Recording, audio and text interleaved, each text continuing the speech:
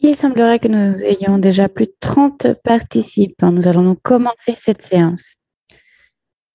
Bonjour à toutes et à tous. Merci de nous avoir rejoints aujourd'hui, d'où que vous vous connectiez. Il s'agit de notre deuxième séance sur l'interopérabilité. Je travaille à la Banque mondiale dans la division de l'emploi et de la protection sociale. Et c'est un plaisir de planter aujourd'hui le décor. Ce webinaire s'inscrit dans une série dont chaque édition est consacrée à un cas national. Je vous parlerai de la Digital Convergence Initiative un peu plus tard. Diapositive suivante.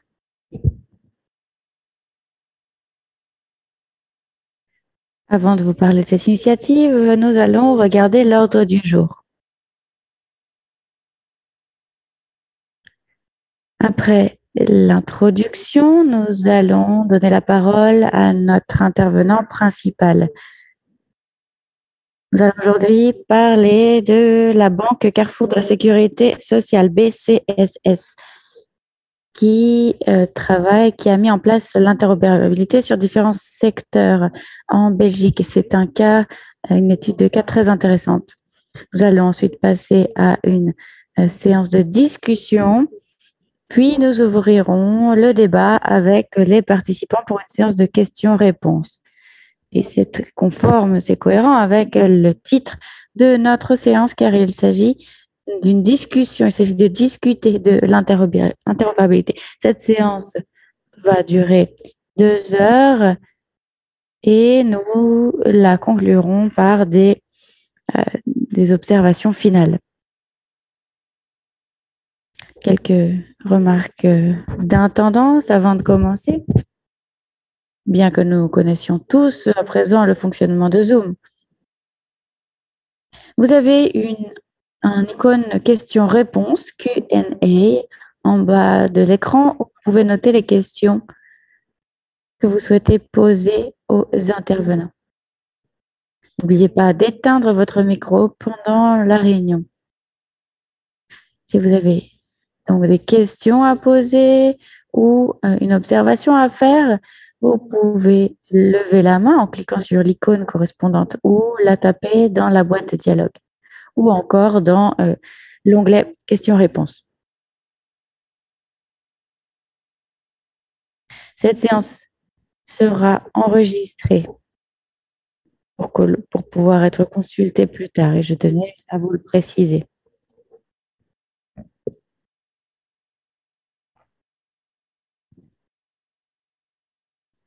Je vais vous planter un peu le décor ou vous donner un peu de contexte de cette discussion avant de passer à l'exposé.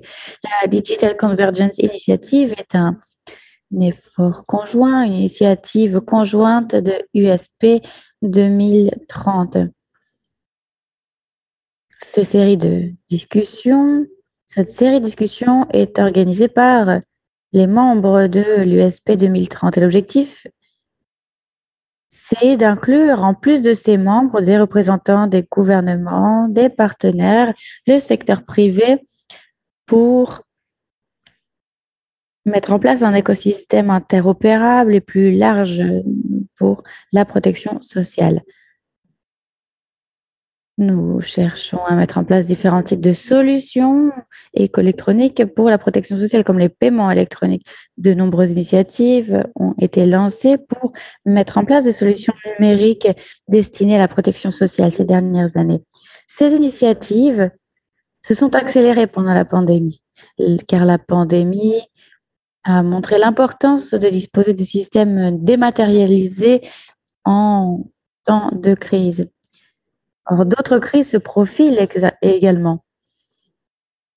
Elles mettront les systèmes de protection sociale à l'épreuve. Il y a la crise du prix du pétrole, la crise des migrations, etc.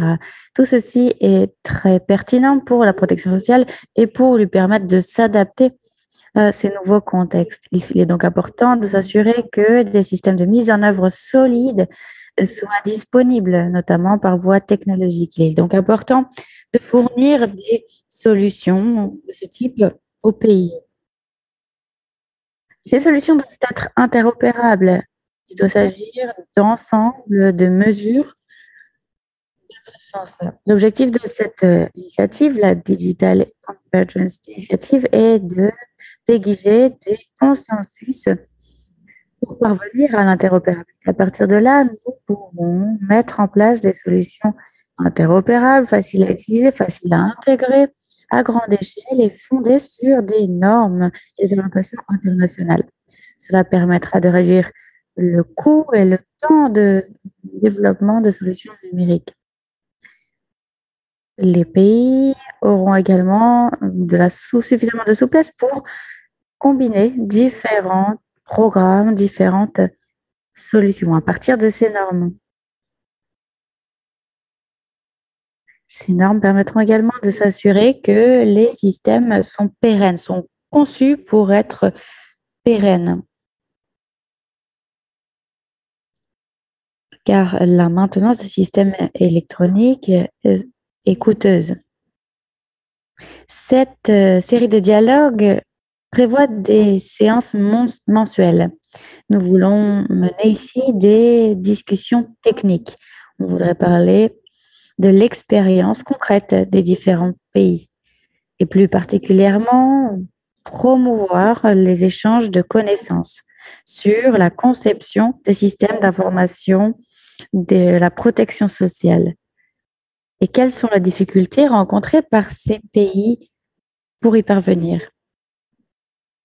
Cette série de dialogues est donc une excellente occasion pour en apprendre davantage sur les expériences des différents pays du monde en la matière. Je vais à présent présenter nos intervenants.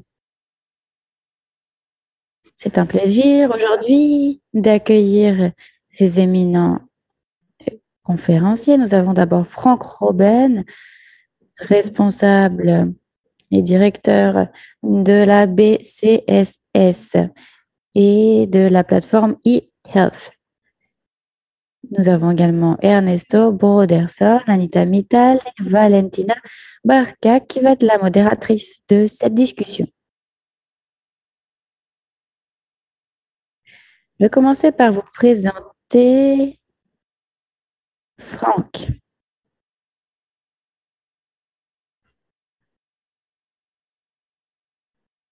Franck est un informaticien belge, il est également fonctionnaire et maître de conférences. Depuis 1985, il a dirigé la simplification administrative, optimisé les processus informatiques dans le secteur public de la santé, de la protection sociale en Belgique. Et depuis 1991, il dirige la BCSS. On en parlera un peu plus tard. Il va lui-même aborder cette institution. Diapositive suivante. Ernesto Broderson a commencé sa carrière en tant que consultant pour de grandes sociétés de consultance technologique.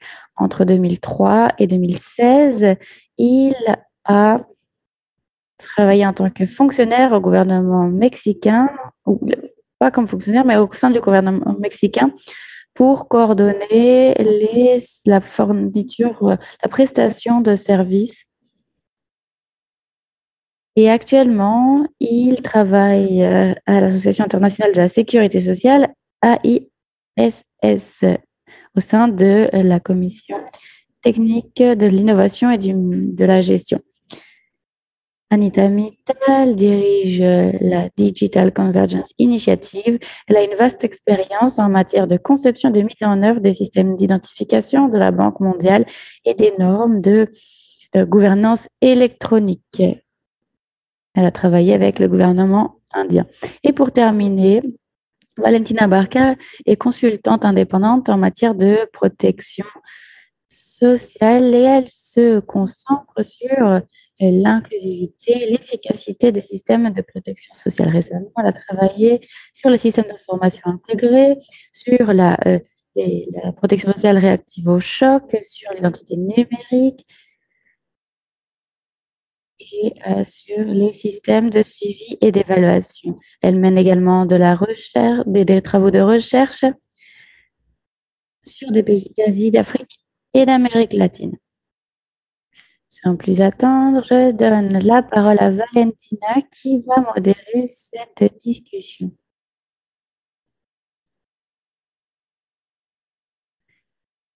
Merci pour ce panorama, pour cette présentation. Je ne vais pas empiéter sur le temps de Franck. Franck, on voudrait entrer dans le vif du sujet, mais je voulais simplement ajouter, en tant que communauté, nous sommes conscients des avantages potentiels de ces systèmes. Aujourd'hui, c'est très enthousiasmant de voir le programme à l'ordre du jour. On va se concentrer sur les pays à revenus faibles et intermédiaires. C'est ça qui est important pour l'avenir, mais aujourd'hui, on va se pencher pour commencer sur le cas de la Belgique qui a mis en place cette interopérabilité dans un grand nombre de secteurs. Parmi les plus grandes réussites de la Belgique, on peut citer le système Push qui permet d'automatiser le versement des prestations. C'est un système qui permet d'automatiser certains processus et de réaliser des gains d'efficacité. C'est intéressant de voir aussi l'itinéraire suivi par la Belgique à travers le temps. Ce n'est pas simplement un itinéraire numérique, ça ne concerne pas simplement le secteur numérique, mais aussi le gouvernement et d'autres domaines de politique publique. Dernier rappel, aujourd'hui, le public peut poser des questions pendant l'intervention de Franck et nous y reviendrons à la fin.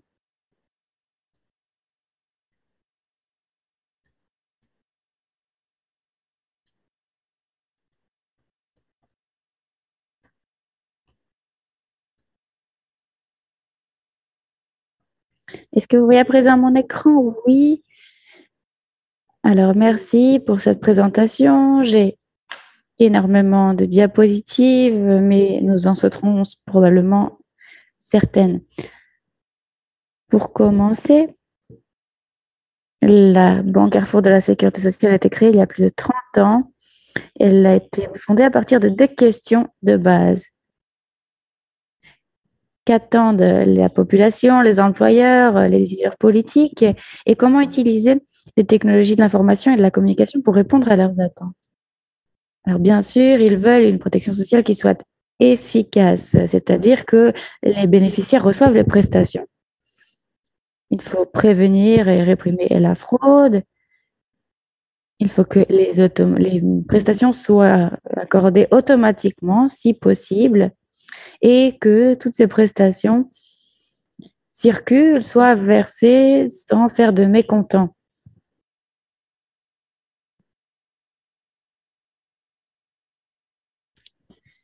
Il faut également éviter qu'il y ait des fractures numériques. Il faut que ce système et que les prestations soient disponibles à chacun et chacune, et même aux personnes qui n'ont pas un grand accès aux technologies de la communication et de l'information.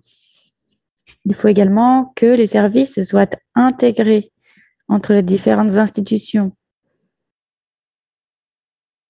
car différentes institutions travaillent sur différents aspects de la protection sociale, mais il faut que tous ces processus publics soient intégrés. Les services doivent également être disponibles aux principaux tournants, aux moments importants de la vie, par exemple des périodes de chômage, la retraite, etc. Il faut également minimiser les coûts, favoriser l'autonomie des bénéficiaires qui doivent pouvoir suivre l'évolution de la prise de décision.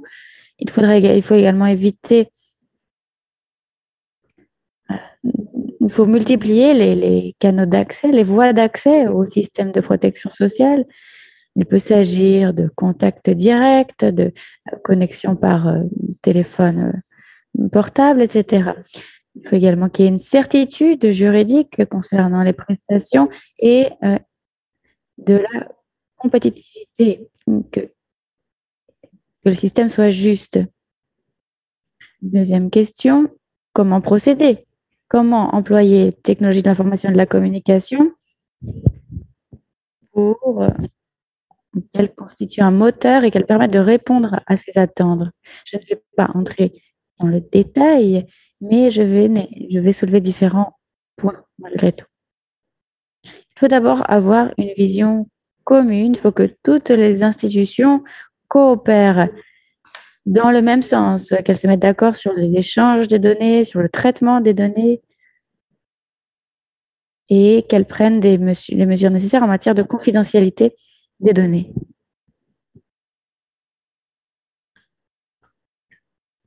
Il faut également parvenir à recueillir les données en une seule fois. Il faut éviter les doublons et il faut éviter de demander à plusieurs reprises les mêmes informations. Il faut être en mesure de réutiliser ces données,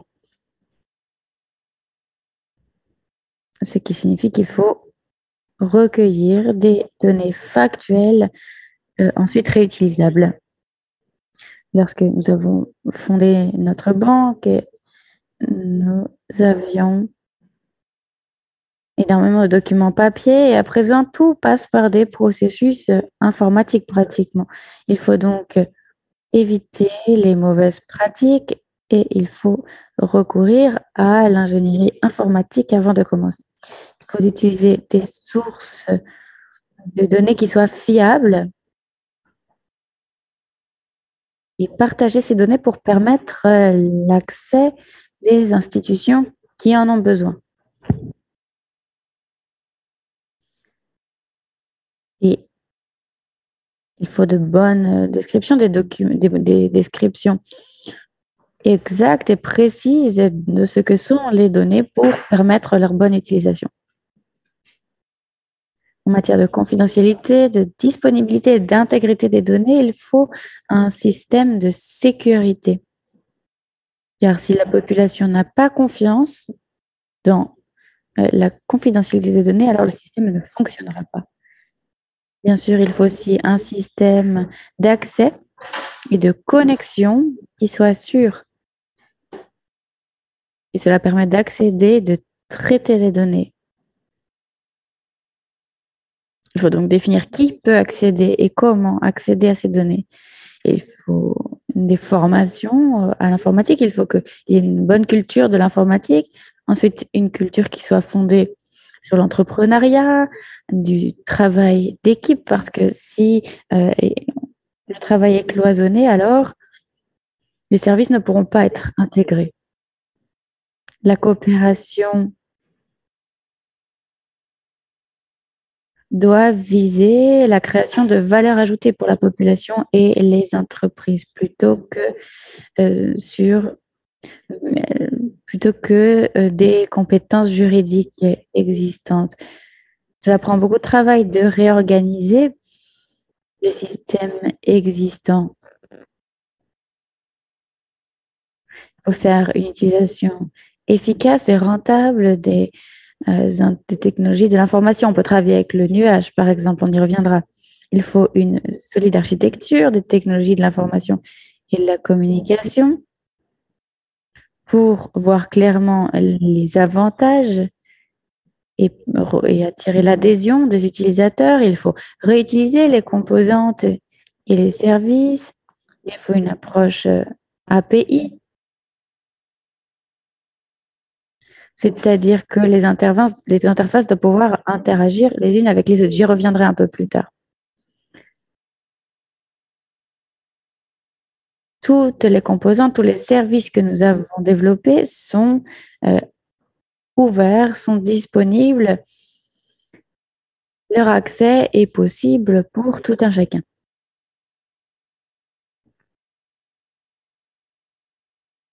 L'utilisation des nouvelles technologies, des nouvelles possibilités en matière d'applications mobiles et d'informatique en nuagique a bien sûr de grands avantages pour réduire les coûts.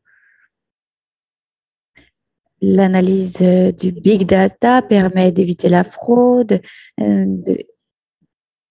et de fournir des avantages directs. Ensuite, nous avons également l'intelligence artificielle qui permet bien sûr de faciliter l'analyse des données et qui a d'autres avantages.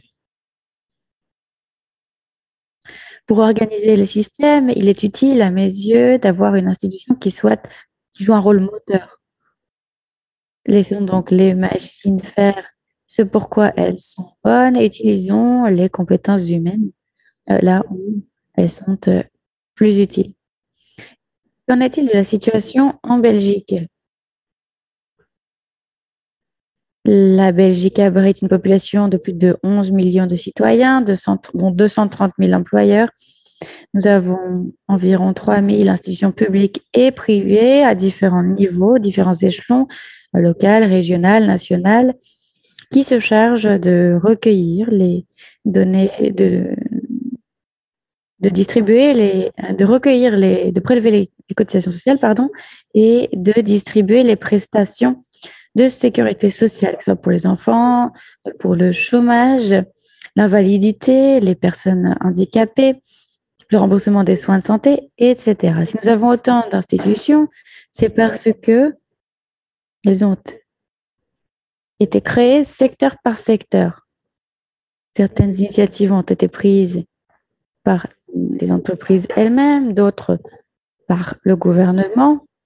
Donc aujourd'hui, ces institutions sont bel et bien là, elles existent, elles coexistent, elles ont une valeur ajoutée et ce qui importe, c'est qu'elles puissent coopérer. La situation, il y a 30 ans, était marquée par un manque de coordination entre les processus, ce qui alourdissait la tâche pour tout le monde. Il était difficile de répondre aux attentes. Les risques de fraude étaient élevés, mais il y avait une volonté politique claire de résoudre ce problème. Une étude scientifique sur laquelle j'ai moi-même travaillé a été menée et cela a permis de jeter les bases de notre institution qui coordonne différents processus. Nous avons donc lancé cette vision commune sur la gestion des informations. J'ai déjà évoqué les principes de base de cette vision, mais l'information est structurée de sorte à permettre de correspondre au monde réel, pour ainsi dire. Nous recueillons des informations qui sont des informations factuelles. Elles décrivent aussi fidèlement que possible la situation réelle de la population pour pouvoir être réutilisées et appliquer différentes réglementations. Ces informations sont recueillies auprès des citoyens à une seule reprise, en une seule fois.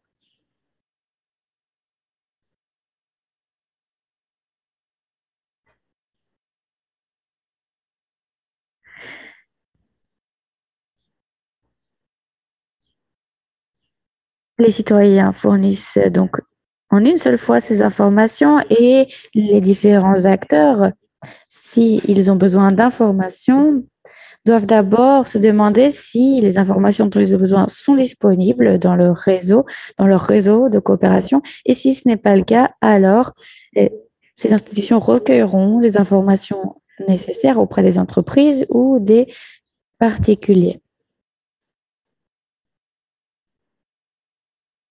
Les informations recueillies sont donc partagées entre ces institutions. Mais avant de procéder à cet échange, il faut s'assurer que les données soient correctes. Il ne faut pas transmettre des données erronées aux différentes institutions. C'est pourquoi nous avons conclu un acteur entre les différents acteurs. Nous avons conclu un accord avec l'obligation de valider les informations recueillies. On partage également les tâches en matière de stockage des informations pour éviter la duplication du stockage. Pour chaque information, il y a une seule source, une seule institution responsable du stockage.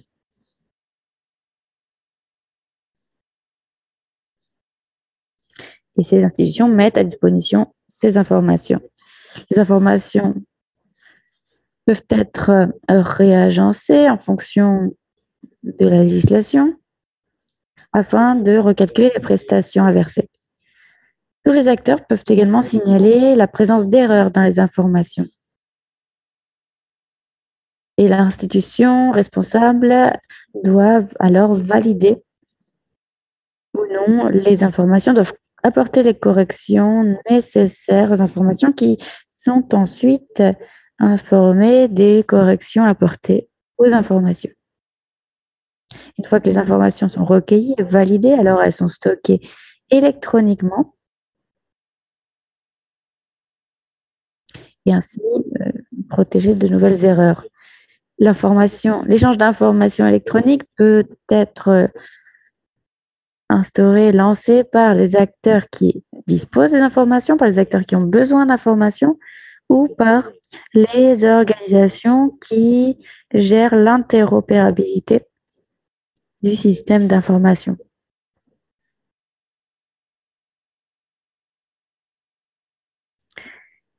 Il ne s'agit pas d'un système à sens unique.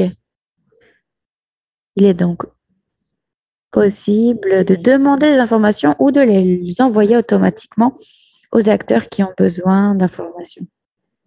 J'y reviendrai un peu plus en détail plus tard. Il existe un cadre d'opérabilité commun dont les normes sont publiques, y compris les normes techniques et informatiques sont communes. Et cela permet de garantir l'interopérabilité, l'interprétation commune et correcte par tous les acteurs qui reçoivent les informations. Les informations disponibles sont utilisées pour accorder automatiquement des prestations. Nous avons également une vision commune sur la sécurité des informations. Le principe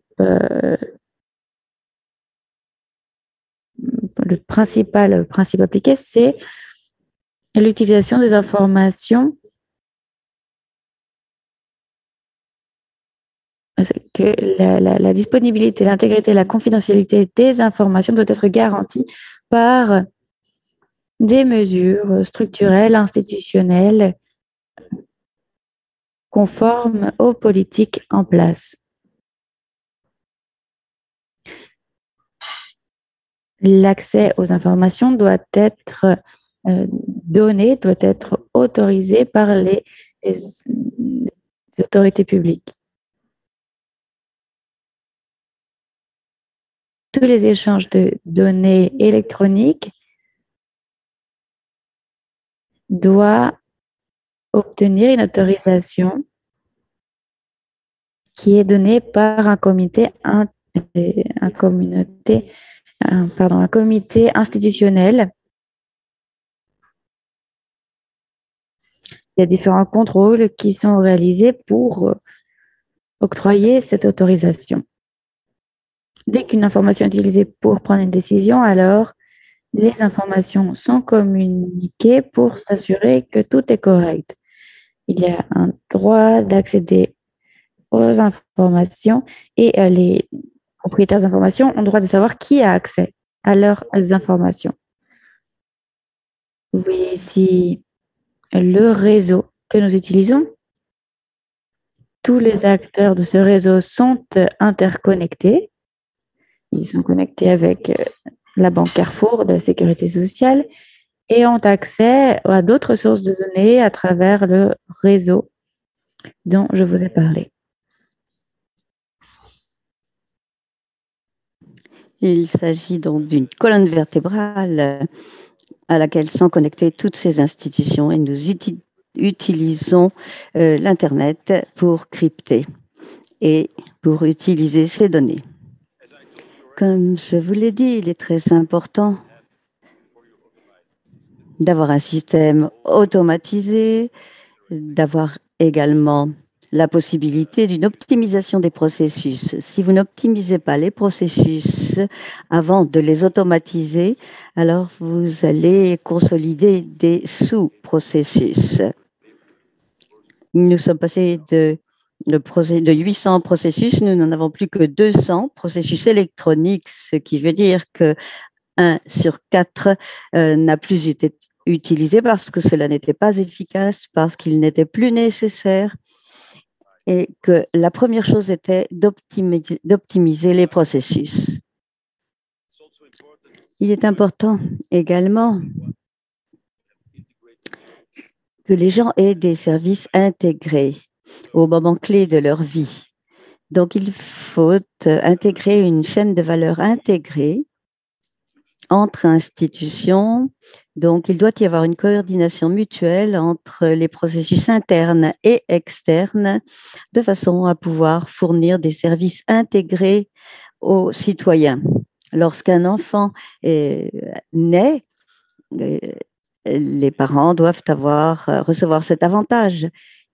Et l'enfant a droit ensuite au remboursement de soins de santé, il doit être vacciné, etc. Donc là, la seule idée que l'enfant est né donne accès immédiatement à tous les services qui viennent par la suite.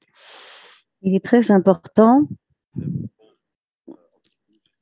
que les utilisateurs se sentent concernés et qu'ils puissent intervenir et indiquer les éléments clés.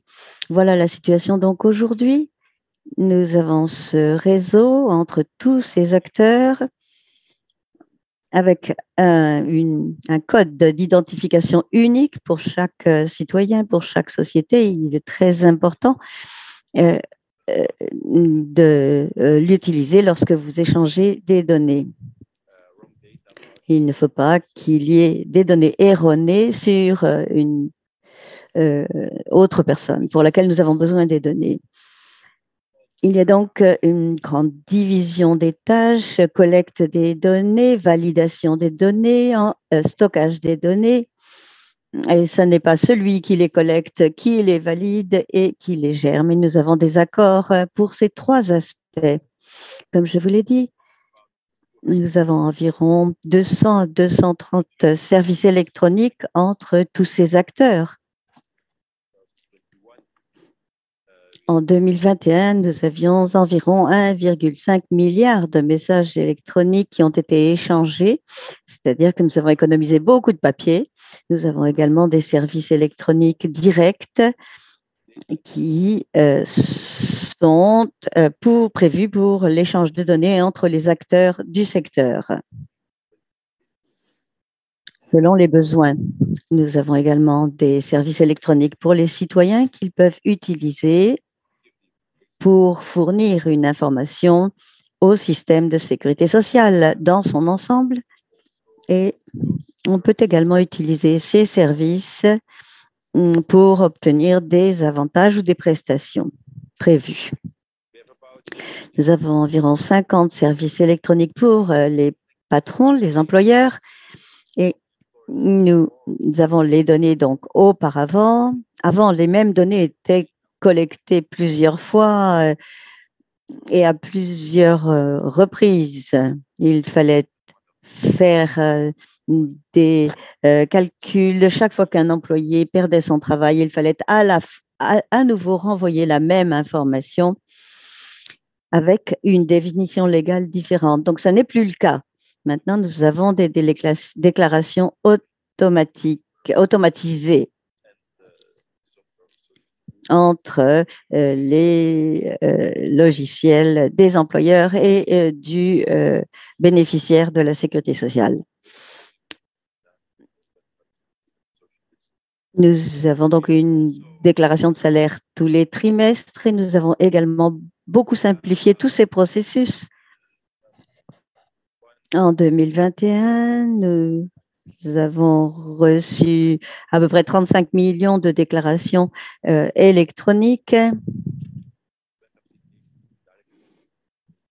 Donc, il y avait un échange direct de données.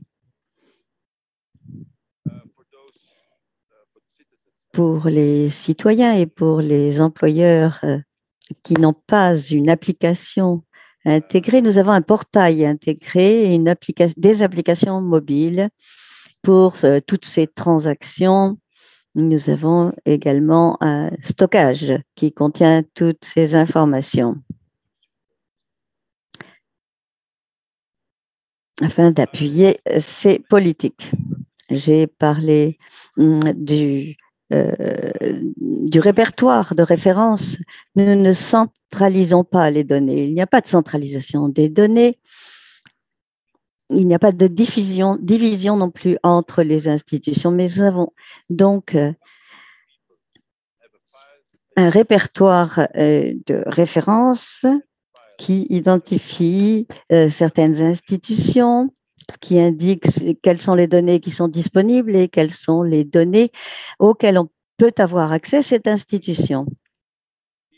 Donc, au sein de ce répertoire, les gens sont identifiés par le numéro unique, le code unique dont je vous ai parlé, et nous avons 4 tableaux. Le premier de ce répertoire de référence concerne les personnes qui ont un dossier à un moment ou à un autre. C'est donc les données du sujet. Ensuite, nous avons les données. Si une personne a un dossier dans une institution ou bien s'il s'agit d'une information qui est disponible, à ce moment-là, ce tableau indique si un acteur a un dossier, quels sont les services auxquels il est autorisé à accéder. Et ensuite, nous avons un tableau qui indique quelles sont les données qui sont envoyées automatiquement lorsque l'on accède au dossier de cette personne. Les données sont donc envoyées automatiquement. Nous n'avons pas de stockage central de toutes les données.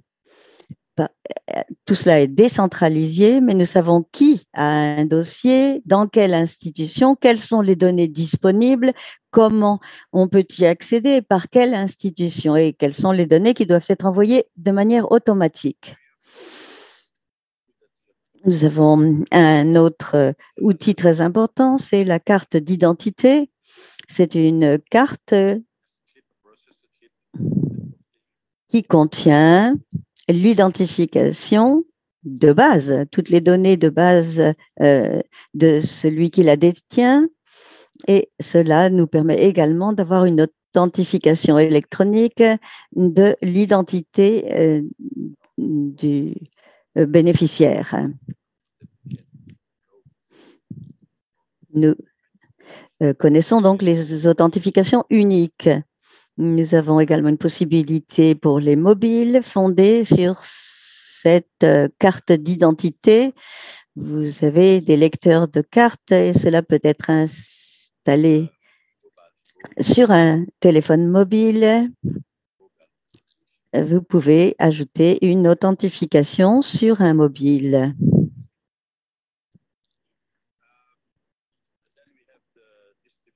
Ensuite, nous avons des bases de données.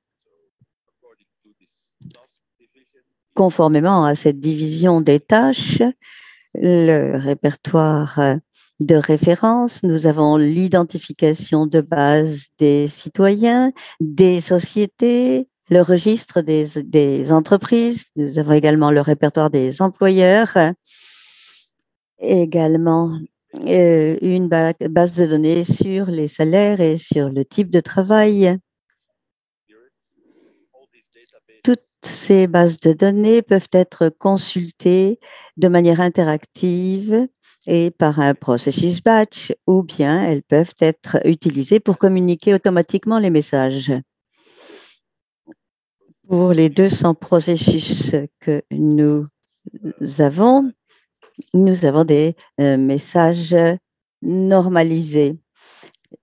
sur notamment les avantages en cas de chômage, etc. Je peux vous donner un lien qui traite de tous ces messages en détail. Un ou deux exemples. Voilà une situation, il y a 20 ans, un employeur devait envoyer une information sur les salaires à l'institution des impôts et il devait envoyer chaque fois, renvoyer la même information et réinterpréter la même information selon plusieurs règles. En réalité, il devait même écrire 60 ou 80 pages pour pouvoir fournir toutes ces données et être certain que l'information était correcte. Aujourd'hui,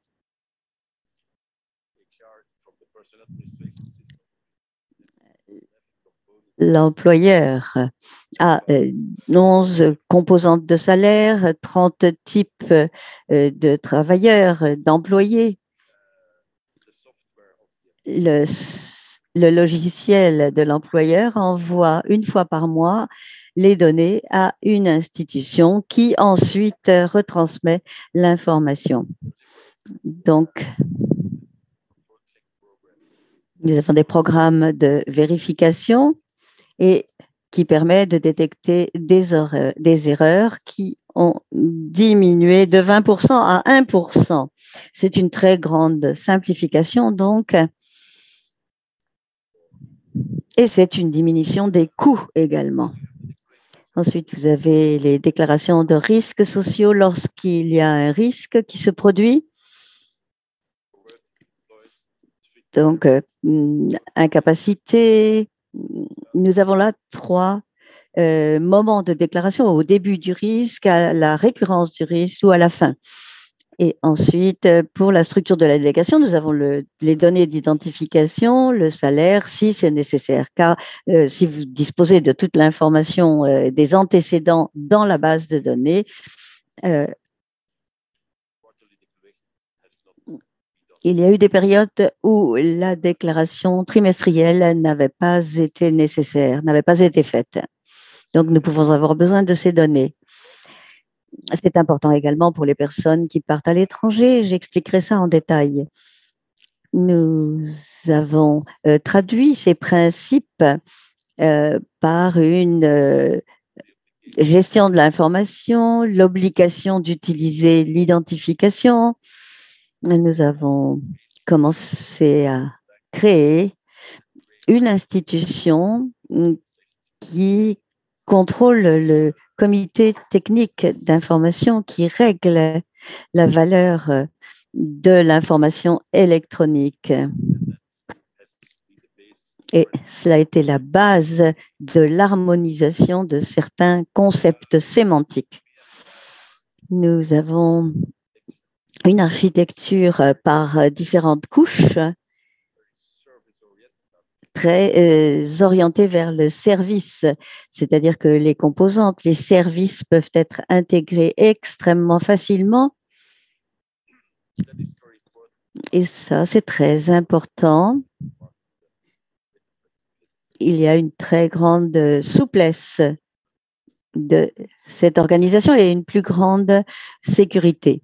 Cela veut dire donc que c'est très modulaire, très opérable, extensible également et qui permet d'utiliser et de réutiliser les données. Donc, vous devez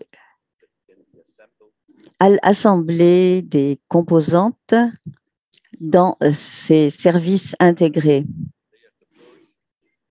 Nous avons des bases de données, des services d'affaires, l'orchestration des services d'affaires et présentation des services d'affaires par contact direct ou par le biais d'une application.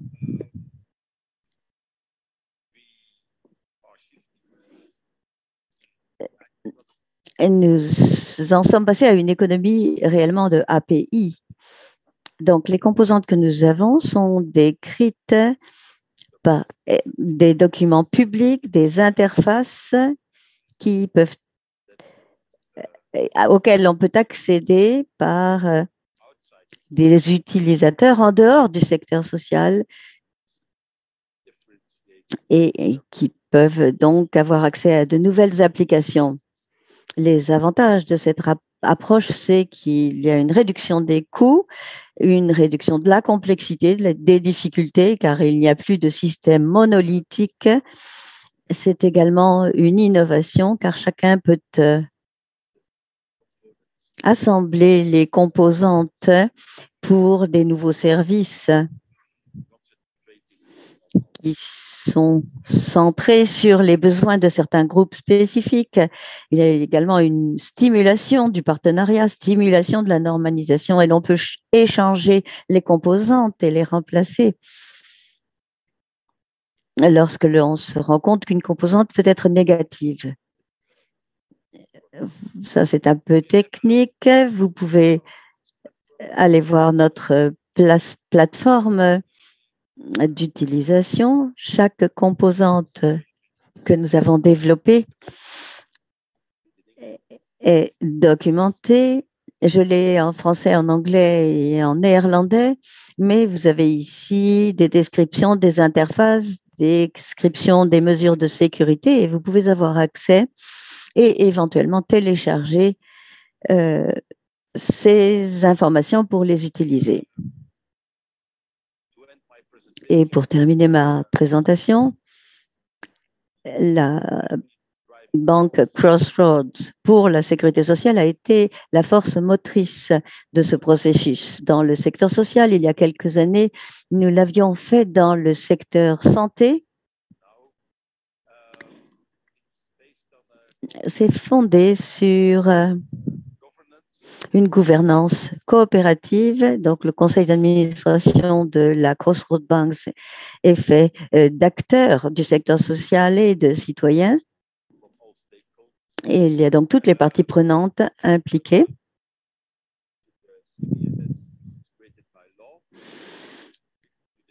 La mission est de définir la vision et la stratégie de la gouvernance électronique dans le secteur social. Il y a des principes communs qui sont définis pour gérer ces cadres et organiser les processus d'affaires et l'orchestration des nouveaux services, de stimuler le développement d'applications orientées vers les services sur la base de cette architecture par couche. La force motrice de l'innovation nous aide. Comme je vous l'ai dit, il s'agit d'une gouvernance très coopérative. Donc, toutes les personnes sont les personnes que nous servons sont représentées au conseil d'administration. En ce qui concerne les facteurs critiques, les obstacles et les succès, ce qui est important, c'est notre vision d'un service électronique, d'accès à l'information entre toutes les parties prenantes et à tous les niveaux. Vous avez besoin de simplifier la loi et de simplifier le système de protection et de la gestion de l'information qui permet d'organiser la protection sociale. Nous avons donc beaucoup de respect entre toutes les parties prenantes, respect des compétences et de la répartition des compétences entre les acteurs. Nous devons utiliser l'éthique pour changer l'organisation, ses principes et l'assignation de compétences entre les acteurs. Coopération fondée sur la répartition des tâches, être axée sur une fourniture de services réellement efficace. Et pour ce qui est des processus de fourniture de services électroniques, c'est un processus de réingénierie parmi tous les acteurs.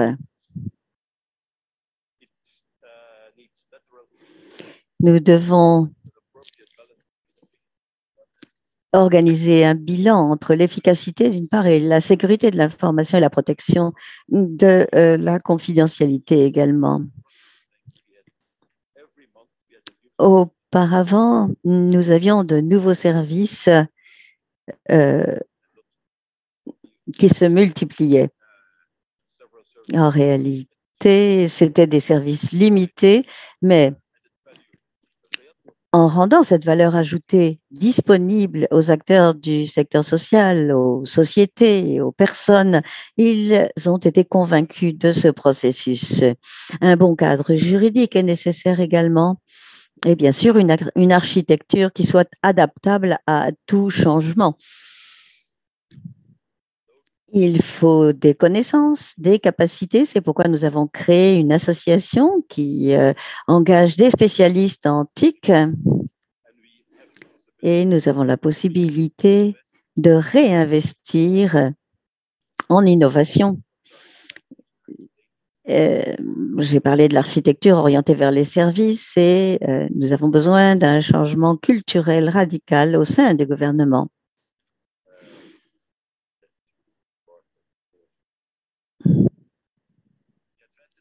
Les avantages.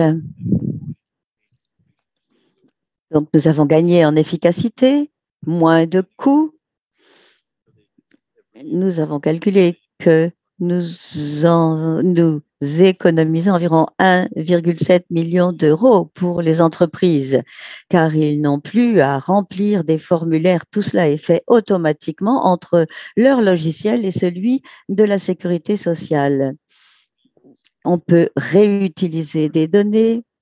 Nous avons une réduction très importante également du nombre de contacts entre les acteurs du secteur social et des citoyens parce que nous avons des programmes de contrôle avant.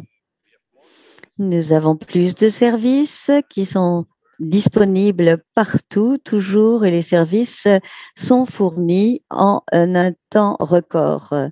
Nous avons également donc économisé du temps. Et les temps d'attente sont inférieurs. Nous avons également une meilleure protection sociale parce que nous fournissons des services plus qualitatifs, de meilleure qualité. Les données ont été validées et peuvent être réutilisées et nous utilisons les données pour accorder les prestations. Nous avons des personnes qui peuvent utiliser des environnements simulacres et peuvent envisager quelles seraient les conséquences si ils agissent d'une façon ou d'une autre. Grâce à la simulation, ils peuvent se rendre compte des résultats. J'espère avoir respecté mon temps de parole et je suis prêt maintenant à répondre aux questions. Vous trouverez sur mon site web encore un grand nombre d'informations quant à la mise en œuvre, comment nous avons peaufiné le système, les techniques, etc. L'intégration dans le réseau européen, les approches détaillées sur l'information, la sécurité, etc. Je vous remercie de votre attention et je répondrai volontiers aux questions qui me seront posées. Merci beaucoup. Et vous avez respecté le temps et je suis impressionnée par le fait que vous ayez pu résumer tant d'informations en si peu de temps. Mais vous aurez bien entendu, les participants auront accès aux diapos que vous avez présentés.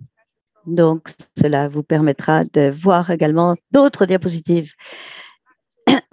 Et vous pourrez revoir certaines diapos. Vous pouvez nous le demander, poser des questions et je pense que Franck y répondra. Avant de passer la parole au premier intervenant, je voudrais m'attacher à quelques idées que j'ai retenues. Votre point de départ était le besoin des citoyens, mais également le besoin des institutions. Donc, nous avons commencé par là et c'est le début du voyage. Vous avez pu utiliser les TIC pour répondre à ces besoins spécifiques qui étaient énoncés. Deuxième chose, c'est que ce voyage que vous avez pris pour réaliser tout cela, c'est impressionnant. Ce n'était pas simplement le miroir numérique d'un environnement non numérique, mais comme vous l'avez dit, tout cela, il y a eu une réingénierie pendant l'élaboration de ce système. Et vous avez toujours répondu aux besoins. Vous l'avez fait d'une façon très intégrée. Vous avez pensé aux chaînes de valeur intégrées parmi toutes les institutions. Donc, il s'agit d'un grand processus de collaboration dans le temps, dans la durée. Et il y a de nombreux pays qui vous écoutent aujourd'hui et qui sont en cours d'organisation. Vous avez donc eu une vision commune sur la sécurité et cela a été crucial de réunir les acteurs et de les... Également, vous avez eu une vision de l'inclusion. Vous n'avez pas mentionné au début que le fait d'avoir de nombreuses portes, si une personne veut aller s'inscrire à quelque chose, cela peut ne pas marcher pour un autre. Et donc, vous avez pu utiliser l'interface humaine et utiliser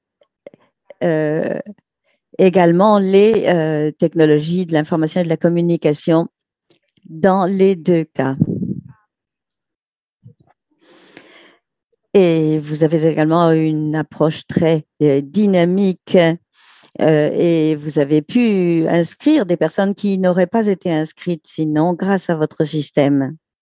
Vous avez agi d'une façon très proactive, dynamique. Et le thème crucial d'aujourd'hui, c'est celui qui porte sur le fait que souvent dans les systèmes d'information pour la protection sociale, nous n'arrivons pas à concevoir un énorme système et nous parlons de plusieurs multiples schémas. Mais vous avez cette approche décentralisée selon laquelle toutes les institutions peuvent partager, créer des données et les partager avec d'autres institutions. C'est un système qui le permet. Donc, vous avez parlé du répertoire de référence, vous avez parlé de l'idée unique au centre de tout. Vous avez parlé d'une orientation vers une économie API.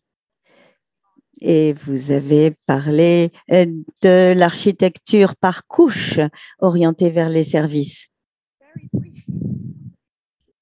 C'est là un résumé très bref d'une présentation d'un exposé très dense. Je me tourne à présent vers Ernesto.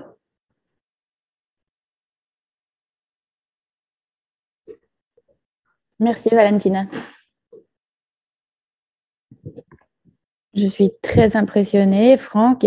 On a tous entendu parler de la BCSS, de la Belgique, et c'est un privilège aujourd'hui d'entendre parler un témoignage direct d'un membre de cette banque sur l'histoire qui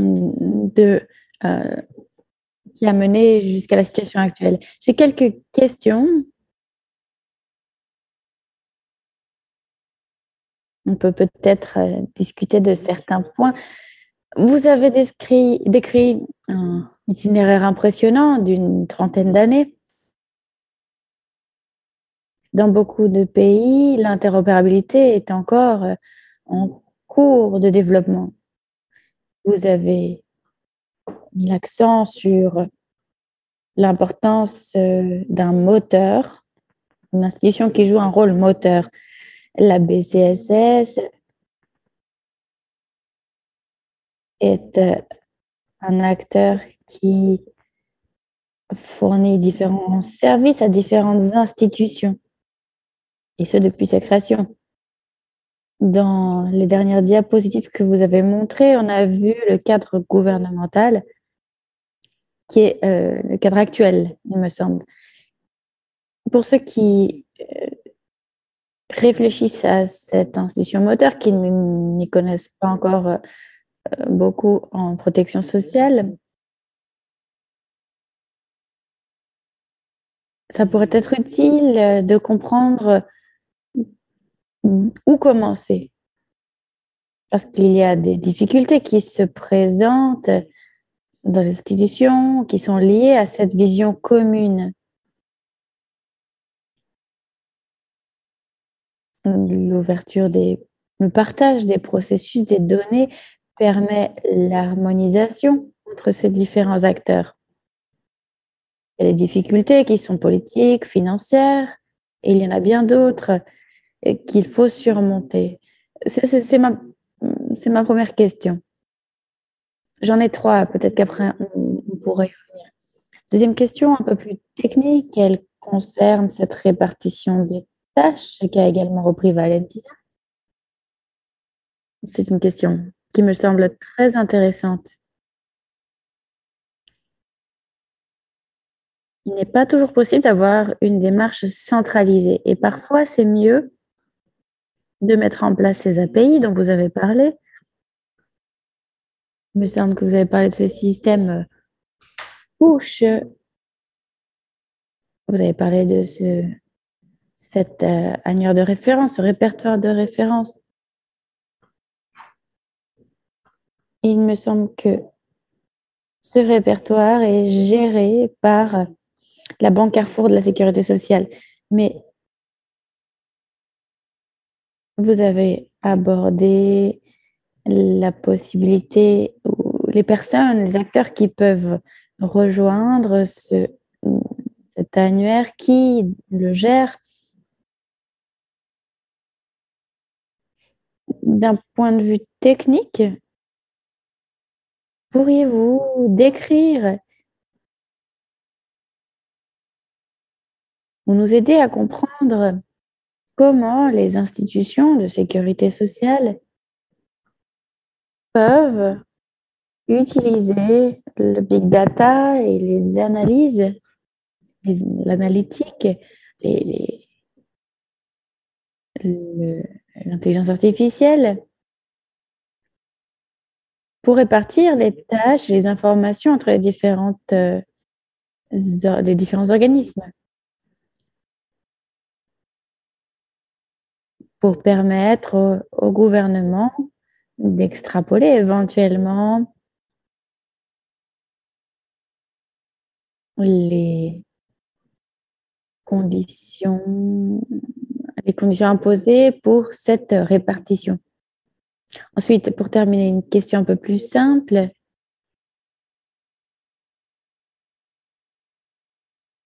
Vous avez certainement entendu parler des difficultés posées par l'interprétation. Vous avez, il me semble, employé ce terme. Il faut qu'il y ait une compatibilité sémantique. Il faut qu'il y ait une interprétation commune. Peut-être qu'il y a des implications éthiques ici. Comme vous le savez, vous avez des pays, des voisins qui utilisent des technologies pour recueillir différentes informations et extrapoler ces informations à des fins de protection sociale.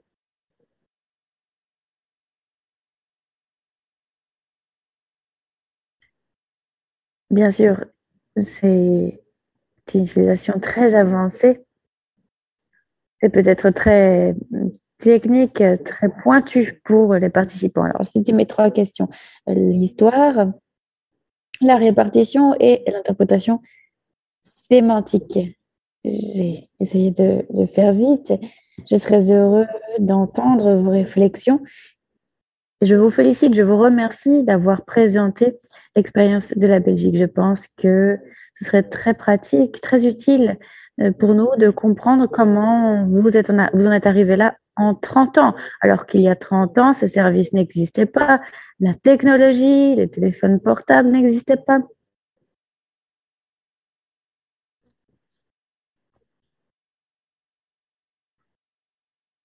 Les institutions ont dû procéder à une transformation numérique, à une dématérialisation. Ça a été le cas de la BCSS. Parfois, les systèmes de demain sont bâtis dès aujourd'hui. Alors, comment tenir le rythme? Comment rester à jour après 30 ans? Vos cheveux sont plus blancs que les miens. Comment avez-vous fait en 30 ans pour que la BCSS mette en place une stratégie qui permette de rester à jour et d'adopter de nouvelles solutions pour bâtir un système aussi intégré. Je vous rends donc la parole, Franck, et je reste disponible pour le reste de la discussion. Vous avez en théorie 5 minutes pour répondre, mais ce sont de longues questions. Alors, vous avez un peu plus longtemps. Ok, très bien, je vous remercie. Je vais partager mon écran car j'ai des diapositives à vous montrer à ce sujet. Est-ce que vous voyez mon écran? Pas encore. À présent, oui.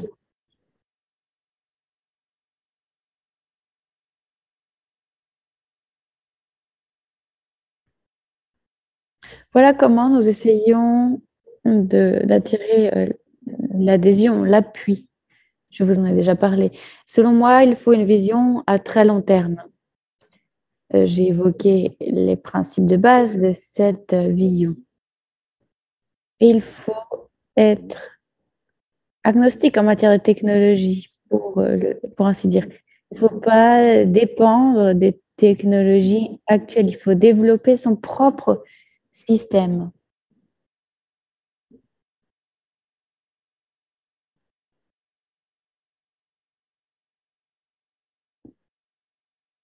Il faut avoir une vision solide, donc, qui soit agnostique en matière de technologie. Et il faut, dans l'idéal,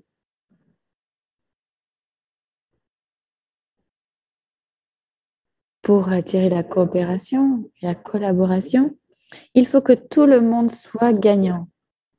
Il faut que les autres acteurs puissent également s'approprier le projet. Il ne faut pas que ce soit uniquement, exclusivement votre projet. D'où l'importance de la coopération, de la gouvernance coopérative. Toutes les parties prenantes doivent être associées, mises à contribution pour que les représentants des entreprises, des syndicats, etc., soient représentés au conseil de direction et participent à la prise de décision. Chaque année, nous demandons aux parties prenantes quels sont leurs besoins, on en tient compte et on dresse un plan global, année après année, pour conserver cette vision commune. Bien sûr, il faut également des soutiens politiques.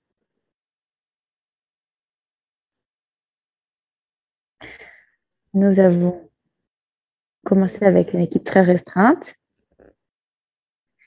directement soutenue par le gouvernement. D'un côté, nous avions des personnes comme moi, des scientifiques, qui ont élaboré une proposition, mais également des fonctionnaires avec un réseau de contacts à tous les niveaux dans le secteur social.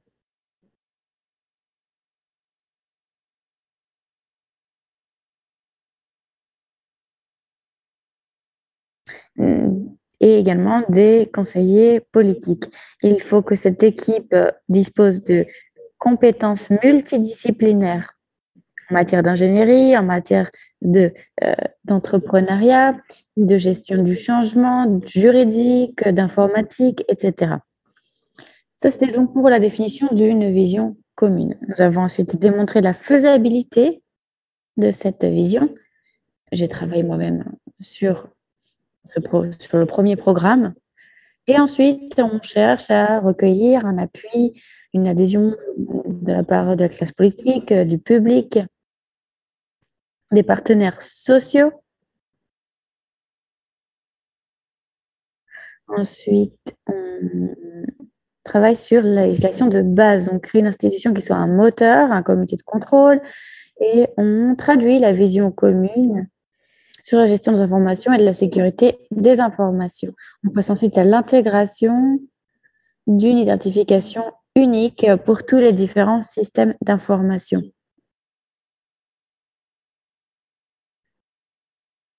Pour pouvoir envoyer des informations, on reçoit ensuite une réponse si besoin.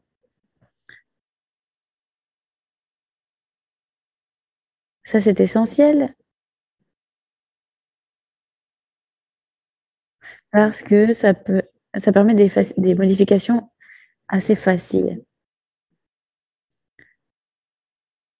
On travaille ensuite sur les processus.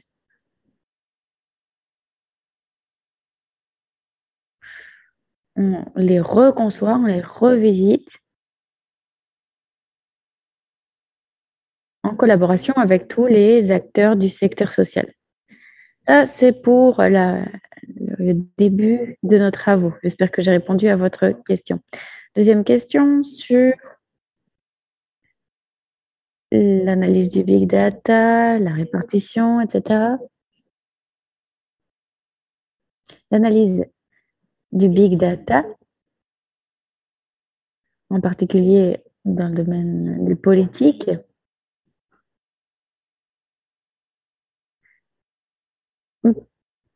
et pour la détection des fraudes.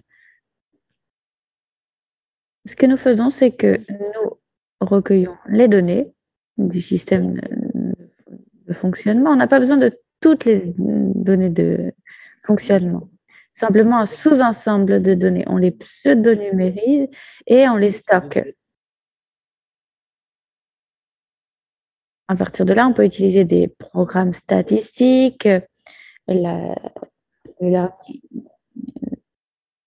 l'intelligence artificielle et, si nécessaire, on peut réidentifier les personnes. Je m'explique. Si on détecte des schémas de fraude dans les données, on peut traiter à nouveau les données et s'assurer ou non qu'il y a eu fraude.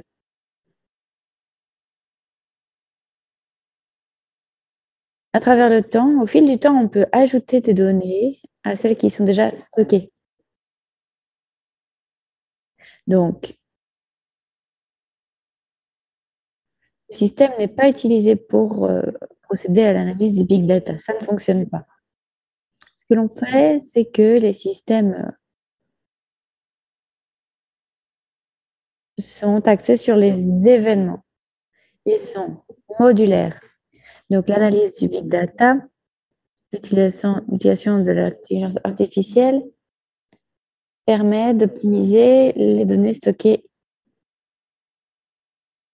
Et tous ceux qui sont connectés au réseau peuvent retrouver les données dans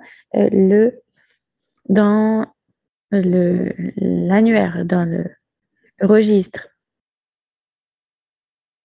Cela veut dire qu'on ne peut pas être affilié à différents fonds en Belgique.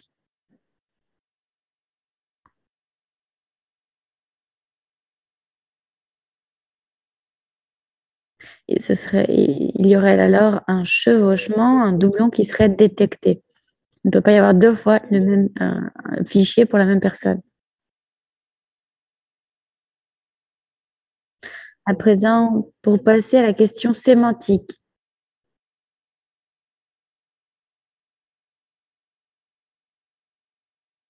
Le principal problème, c'est que de nombreuses institutions demandent des informations interprétées juridiquement de la part des entreprises et des particuliers. Donc, l'application de la loi, l'interprétation de l'information a été transférée aux particuliers et aux entreprises qui ne connaissent pas la loi. On s'est donc dit qu'on allait changer notre façon de faire.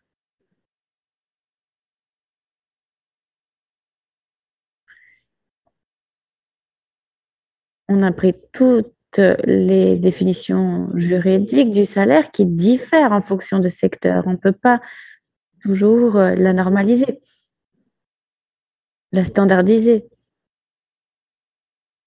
Si elle va être prise en compte pour le calcul de certaines cotisations, mais pas pour les prestations. Si on baisse le niveau des prestations, il y a, il y a des discussions à mener au niveau politique. Est-ce que l'on augmente, est-ce que l'on baisse les cotisations, le niveau des prestations? Il faut une définition du salaire. On la décompose en différents éléments factuels, 11 composantes. Et à partir de là, on peut calculer tous les salaires définis juridiquement. On a seulement besoin de 11 composantes. S'il y avait une nouvelle définition du salaire, elle ne pourrait renvoyer qu'à une de ces 11 composantes factuelles. Et ça a été inscrit dans la loi. Sans quoi, il faudrait saisir le conseil du travail où les employeurs sont représentés.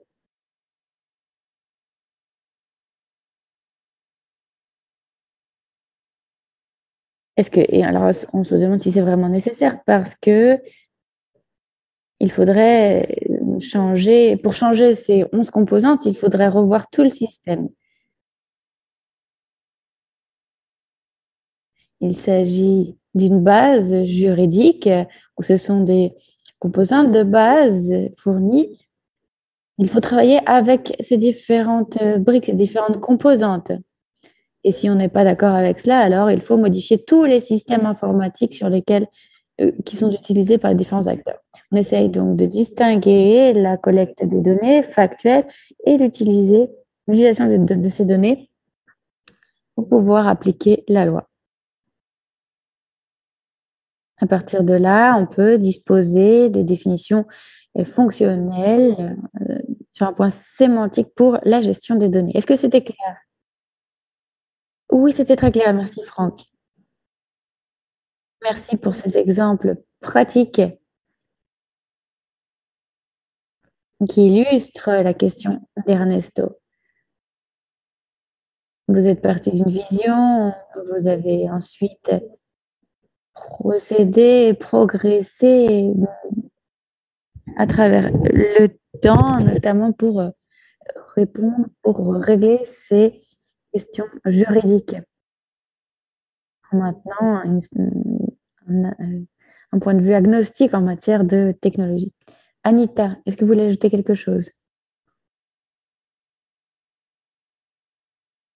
Votre micro est éteint.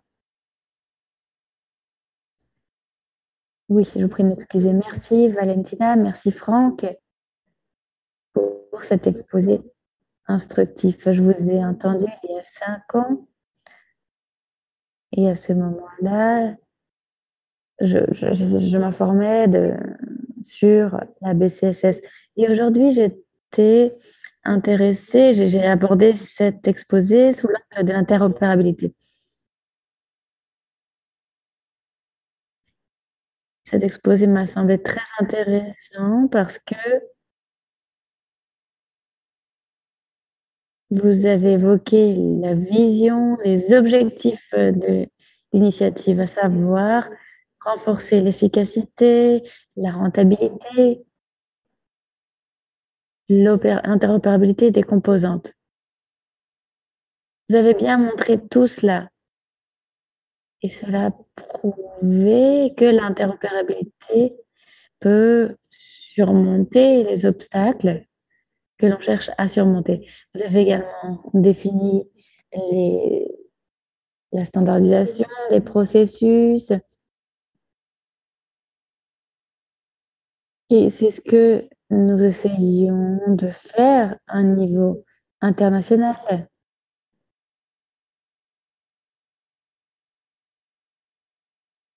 Vous avez fourni, vous nous avez parlé du répertoire d'informations. Ces informations sont disponibles sur votre site et ces informations sont très utiles. Elles doivent tenir lieu de, de boussole à suivre. J'ai deux questions.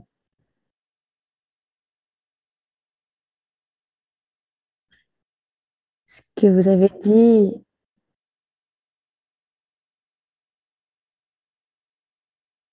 m'a fait penser à différentes questions. Est-ce que la plateforme dont vous avez parlé est, euh, est en libre accès?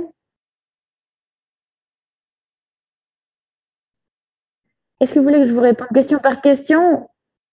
Oui, procédons de façon interactive. Alors, tout ce que nous avons développé est libre, en libre accès, open source ou réutilisable. Vous pouvez vous procurer le code si vous le souhaitez. Parfois, c'est plus simple d'avoir un service qu'un code.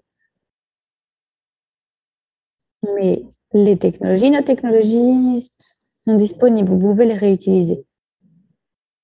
Et je ne parle pas d'il y a 30 ans. Il y a 30 ans, on travaillait sur nos propres infrastructures. Mais depuis 12 ans, nous avons migré vers le nuage, un nuage hybride, c'est-à-dire qu'il y a un nuage gouvernemental en Belgique et ce nuage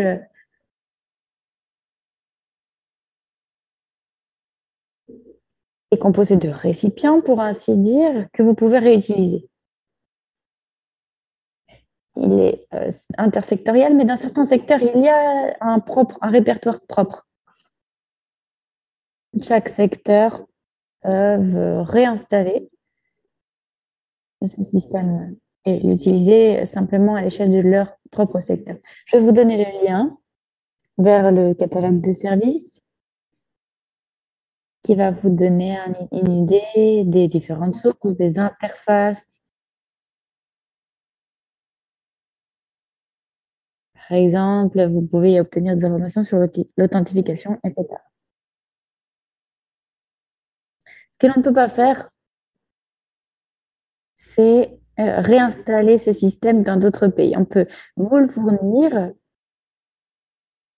mais vous aurez besoin de l'adapter à votre propre pays, car tous les systèmes de protection sociale sont différents. Il y a différentes questions juridiques, différentes législations.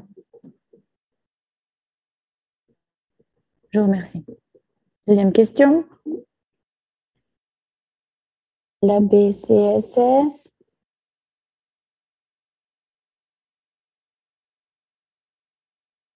fournit des services, mais si d'autres parties prenantes, si des parties prenantes doivent faire appel à une autre entreprise, est-ce qu'il faut obtenir d'abord l'autorisation de la BCSS? Un point de vue historique,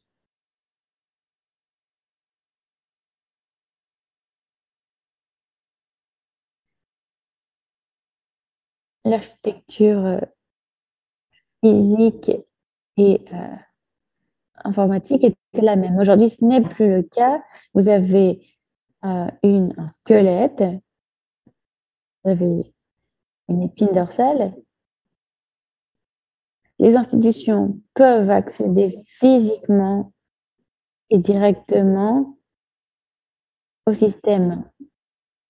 Mais quand nous, alors je vous ai parlé de l'autorisation d'accès qui est donnée par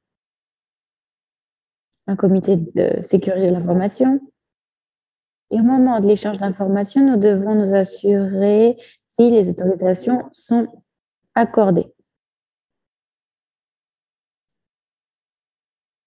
Alors, vous avez un API qui permet de donner accès aux informations. Et l'API s'assure que les institutions qui ont besoin de l'information sont autorisées à obtenir ces informations. On a donc un ensemble d'API. À l'origine, il s'agissait d'une structure en étoile. Mais aujourd'hui, nous avons une épine dorsale avec différents API qui font éventuellement appel à d'autres API. Il y a 12 ans, on a lancé une plateforme avec 15 services de base, 15 API qui fonctionnent sur le même principe. Clarification à présent. Vous avez mentionné un contrôle réalisé par un tiers. Est-ce que ce contrôle est fait par le BCSS ou par une autre entité?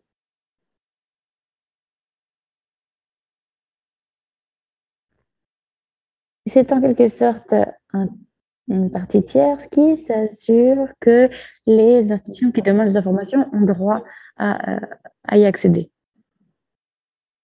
Prenons l'exemple du secteur de la santé. Un médecin qui peut accéder à vos renseignements, mais un autre médecin pourrait ne pas y avoir accès. Il faut qu'il y ait un contrôle qui soit exercé. C'est pourquoi on recourt à ces tiers, à ces parties tierces. Parce que sinon, la population n'aurait pas confiance dans le système. Dans notre pays, ce ne serait pas acceptable que toutes les institutions de sécurité sociale puissent avoir accès à toutes les données sur toutes les personnes sans qu'il y ait de limites ou de contrôle. Si je suis affiliée à un fonds, à une assurance maladie, alors un autre fonds, une autre assurance ne pourrait pas avoir accès à mes renseignements. Dernière question. Sur les API, est-ce que les API vont dans les deux sens?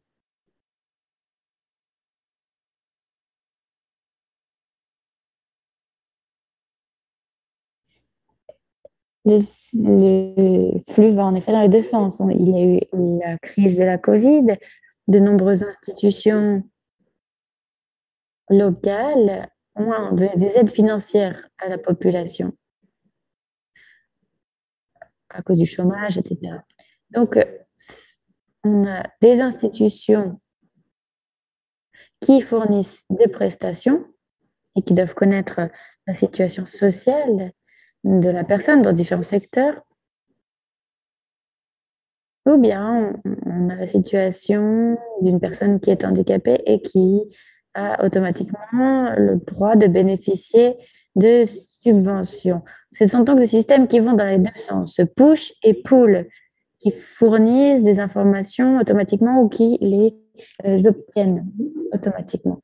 C'est comme une orchestration qui est au-dessus de l'API. Dans ces orchestrations, est-ce que vous faites cela périodiquement? Cela dépend des accords que nous ayons. Par exemple, si une commune nous dit nous donnons une réduction d'impôt à un citoyen en fonction de son statut social le 1er janvier de chaque année, alors ils vont recueillir les données le 1er janvier de chaque année. Si nous avons une autre institution, par exemple dans le domaine gaz-électricité, ou dans vous vivez quelque part et la commune, en réalité, recherche vos données. Mais par exemple, je peux choisir mon fournisseur d'électricité. Donc, une personne qui change son fournisseur d'électricité pendant l'année, au moment où il le fait, il envoie sa situation au nouveau fournisseur d'électricité. Nous devons simplement connaître cette information puisque nous devons la transmettre à une autre institution. Donc, en réalité, c'est très souple. Nous avons les deux possibilités. Vous l'avez vu dans les tableaux que je vous ai montrés. L'institution dit, si cela se produit, nous allons automatiquement vouloir disposer de la nouvelle information. Il y aura d'autres cas où les gens diront, oui, bien, nous allons demander l'information une fois par an simplement. C'est très intéressant. Donc, cela précise bien. À mon avis, les TIC doivent améliorer les possibilités de l'organisation et pas à l'envers. Donc, c'est pour cela que nous avons créé un système extrêmement souple qui permet d'utiliser les deux possibilités dans le cas d'un événement qui modifie les données. Je vous remercie. Oui, effectivement. Une question qui est liée à l'identification, la carte d'identification, le nombre, le numéro d'identification. Est-ce que cela est utilisé pour connecter toutes les données des différentes bases de données? Oui, tout citoyen belge a un numéro d'identification, de carte d'identité, qui est utilisé dans tous les secteurs. Je sais que dans certains pays, vous avez le problème que si vous d'une seule identification, mais prenons par exemple le secteur santé et le secteur social. Vous pouvez avoir deux cartes d'identification, mais je vais chez le médecin par exemple et je dois être remboursé pour des soins de santé. Eh bien, non, nous avons dit tous les Belges ont un seul code d'identification et la sécurité n'est pas organisée par des organismes séparés. La sécurité vient du fait que si vous avez besoin d'avoir accès à une base de données, vous devez fournir ce numéro. Et tout cela est validé par le comité indépendant de vérification. Mais si vous voulez échanger des données, il faut nous assurer qu'il s'agit bien de la même personne. Donc, est-ce qu'il y a une entité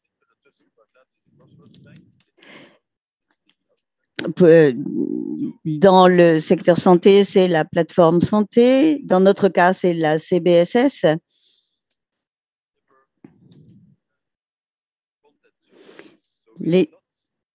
Nous n'avons pas la possibilité de calculer des avantages, de calculer les prestations ou les paiements. Nous voulons que le processus soit très efficace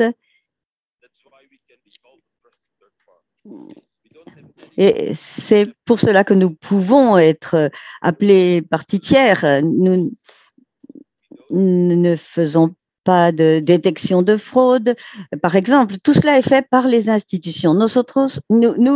Nous organisons la réunion des données.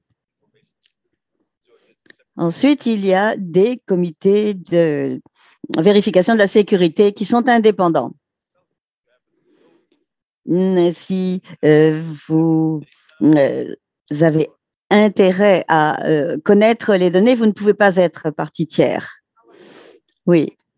Eh bien, je vais rendre la parole à Valentina pour que nous puissions entendre les questions de nos participants. Merci beaucoup, Franck. Valentina, je vous rends le micro. Merci beaucoup, Anita. Effectivement, nous avons maintenant entendu des réponses très techniques et cela nous a permis également de voir les principes sous-jacents, notamment sur la gouvernance et la séparation des devoirs.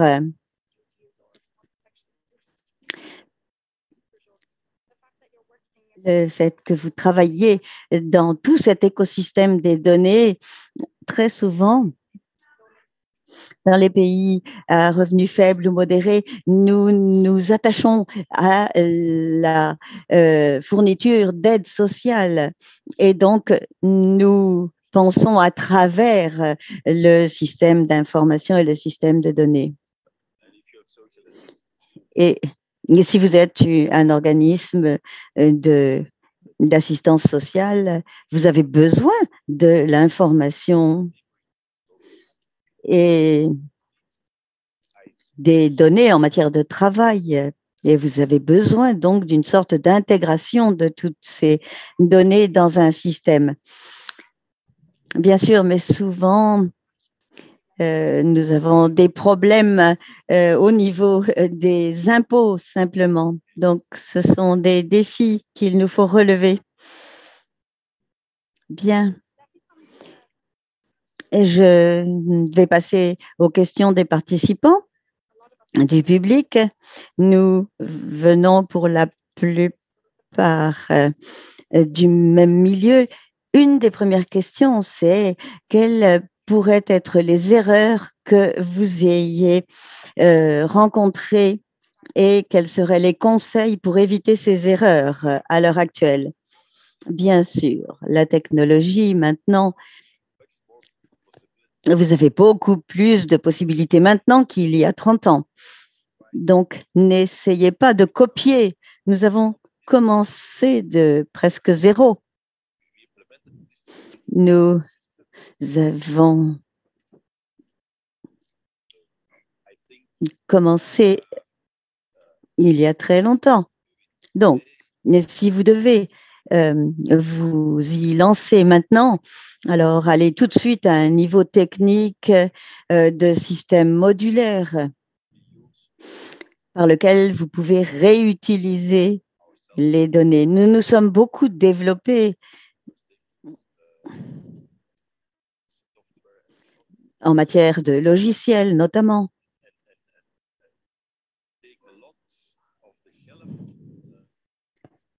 Donc, n'essayez pas d'inventer. Prenez le système tel que vous le rencontrez. Je pense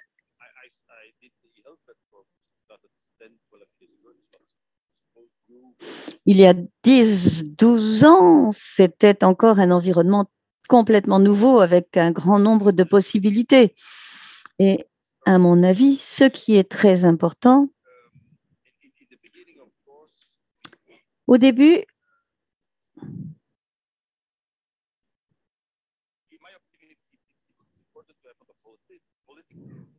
il faut qu'il y ait une vision à long terme du point de vue politique.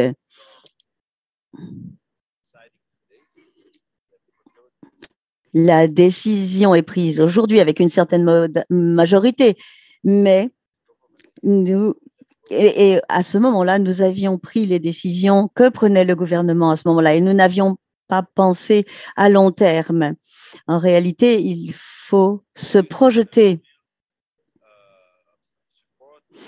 Il faut que vous ayez un soutien de la part de toutes les parties prenantes.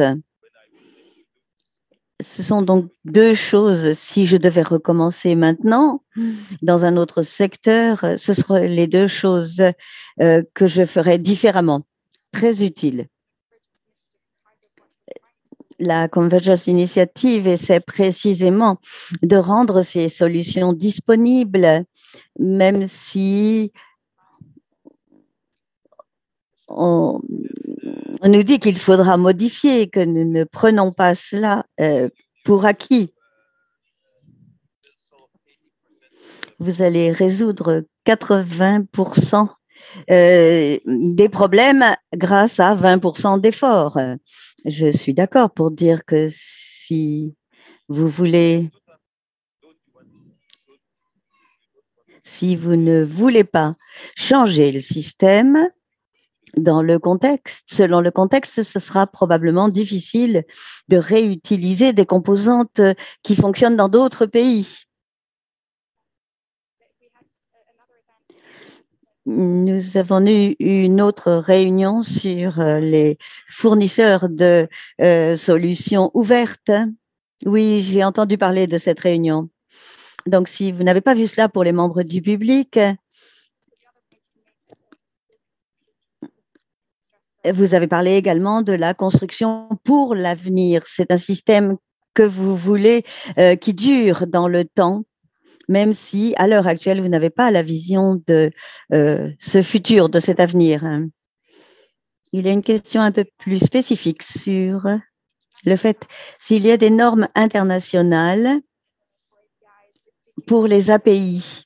Est-ce que vous en avez utilisé ou est-ce que vous les avez définies vous-même?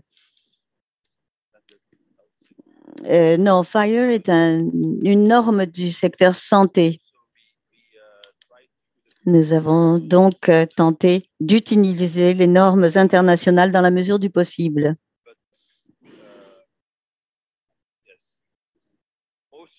Mais oui, pour 90%, c'est possible. À FHIR, l'important est d'avoir une seule identification. Donc, il faut définir certaines modifications en matière de normes. Mais bien évidemment, ce serait intéressant également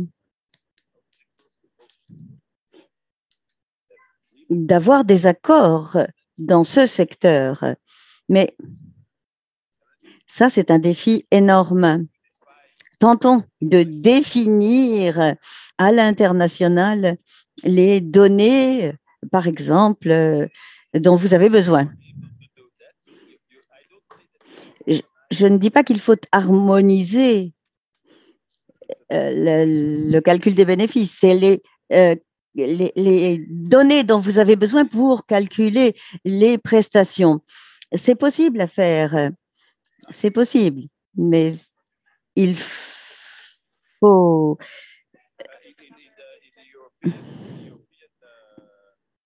dans l'environnement européen, on a l'ISSA.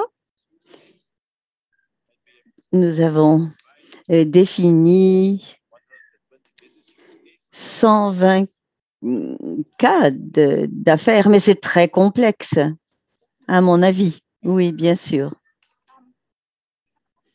Nous avons une autre question en ce qui concerne les défis en matière de qualité des données. Vous avez parlé des processus qui sont installés, mais est-ce que vous avez dû relever les défis et comment l'avez-vous fait? Oui, oui. Nous avons passé beaucoup de temps à nos méthodologies sur la qualité des données, spécifiquement. Et si vous le voulez, je peux vous donner les coordonnées de la personne qui s'est chargée de cette organisation. Mais une fois de plus vous vous fondez sur des données factuelles et moins vous aurez d'erreurs d'interprétation de la part des personnes qui fournissent les données.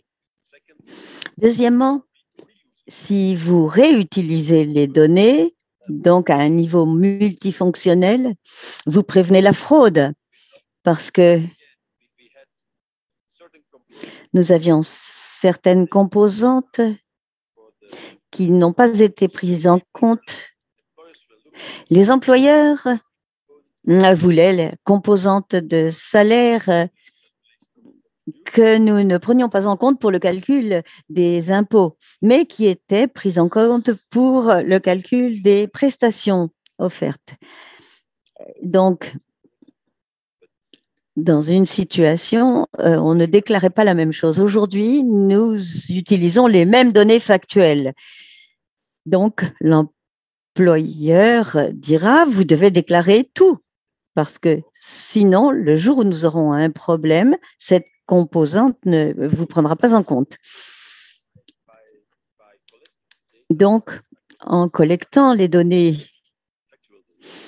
factuelles une seule fois, vous avez un meilleur niveau. Et tous les programmes de contrôle des données se font de manière ouverte pour ceux qui nous envoient des informations, de façon à ce que l'on applique ces programmes de vérification avant de nous envoyer les données. C'est donc également très important. Et les personnes peuvent avoir également accès à leurs propres données de façon à vérifier si les données sont correctes. Et chaque fois que nous utilisons les données, nous donnons l'information aux citoyens.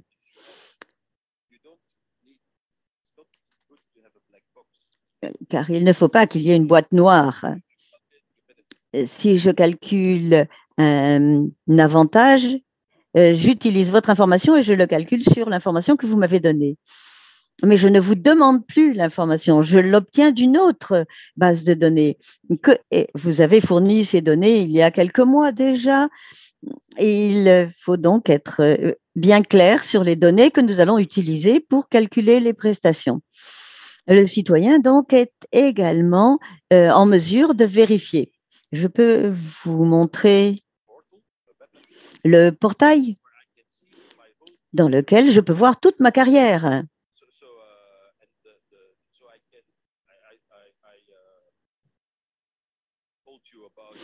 Je vous ai parlé de la simulation. Je peux appliquer le calcul sur la base de ma carrière. J'ai donc une possibilité de vérifier les données sur la totalité. Et cela n'était pas le cas, bien entendu, il y a quelques années. Il faut donc qu'il y ait d'abord cette harmonisation des données factuelles. Dans le secteur santé, en Belgique, je peux vous donner le portail d'accès où les examens sont faits, les examens apparaissent et je peux avoir accès à tous les examens que j'ai faits à l'hôpital. La Belgique est également assujettie à la GDPR. Merci beaucoup, Franck. Je n'ai pas réussi à poser toutes les questions, mais j'assure tous les participants que je répondrai par écrit à toutes les questions qui ont été posées. Et je transmettrai les ressources, les outils pour les participants qui souhaitent accroître l'interopérabilité dans leur pays. Donc, au nom de nous tous, un grand merci pour toute cette information, pour toute cette connaissance que vous avez partagée avec nous.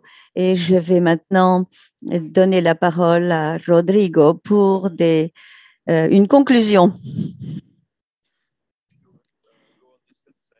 Si vous allez sur ce site web, vous allez voir les possibilités de réutilisation et là, vous allez avoir beaucoup d'informations. Je vous remercie. Merci beaucoup. Rodrigo, vous avez la parole. Merci Valentina, merci Franck. Ça a été un plaisir de vous entendre. La CBSS a toujours été ma favorite parce que cela illustre bien l'un des grands exemples de quelque chose dont nous avons parlé beaucoup et qui est les infrastructures de données nationales d'abord et internationales ensuite, car cela illustre non seulement la collecte des données, mais la structure des règles et des processus et de la manière dont ces données peuvent être utilisées. Et c'est quelque chose de très important.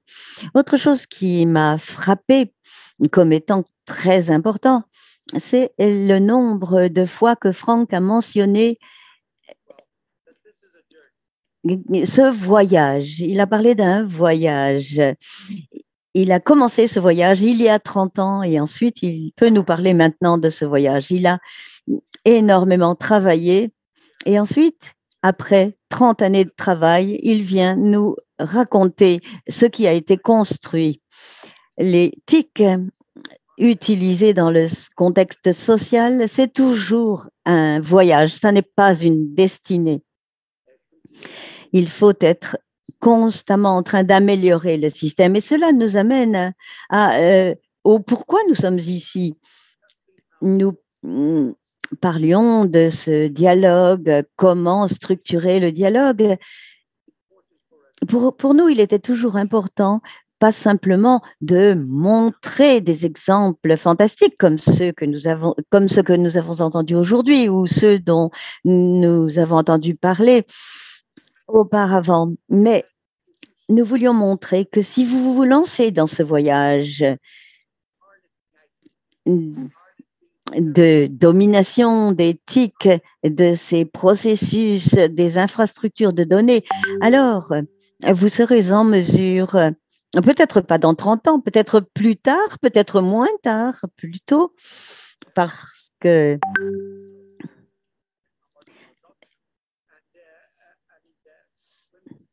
lorsque nous avons commencé ce voyage, nous allons accroître nos capacités et notre compréhension. Et comme Franck l'a dit également, ce n'est pas simplement de savoir ce que les institutions peuvent faire pour la technologie, mais ce que la technologie peut faire pour les institutions. Comment restructurer tout cela et comment dominer et comment appliquer la technologie pour les besoins de vos citoyens, les besoins des entreprises. Et l'idée étant celle d'une protection sociale universelle. À ce moment-là, nous allons renforcer cette idée, nous allons avancer encore et être plus structurés, plus efficaces, plus capables d'atteindre toutes les personnes. Donc, c'est avec beaucoup de plaisir que je vous invite tous à continuer à participer à ces séries de webinaires, mais également à participer à d'autres webinaires. Jeudi, nous allons avoir, par exemple, un débat très intéressant sur les premiers principes de développement